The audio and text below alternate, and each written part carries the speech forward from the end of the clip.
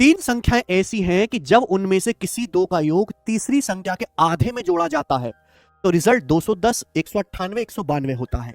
सवाल यह है कि तीनों संख्याओं का एवरेज क्या है, एवरेज आपको बताना है। बहुत बेहतरीन सवाल है, इसकी डायरेक्ट ट्रिक भी बनती है, पर पहले आपको बेसिक समझना चाहिए कि भैया मान लो तीन संख्याएं हैं ए, बी और सी, ये तीन संख्याएं।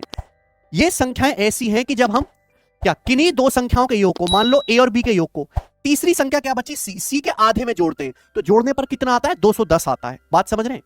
अब मैं दो संख्या बी और सी लेता हूं, दो संख्या बी और सी के योग को, तीसरी संख्या क्या बची ए के आधा, इसमें जोड़ते हैं तो 198 आता है।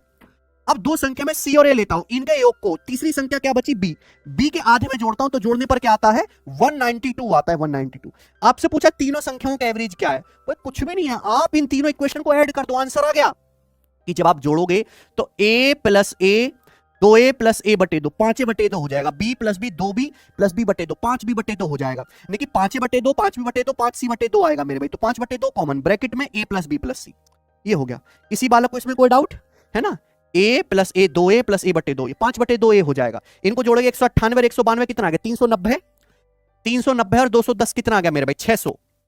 ठीक है, तो 5 से 600 चला जाएगा आपका 120 बार, 120 दूनी 240, तो a प्लस बी प्लस सी, यानी कि तीनों संख्याओं का योग आ गया 240। लेकिन सवाल में पूछा है इन तीनों संख्याओं का एवरेज, तीन संख्याओं का एवरेज क्या आएगा, इनको जोड़ के 3 से भाग कर दो तो 240/3 यानी कि 80। 80 सवाल का आंसर है।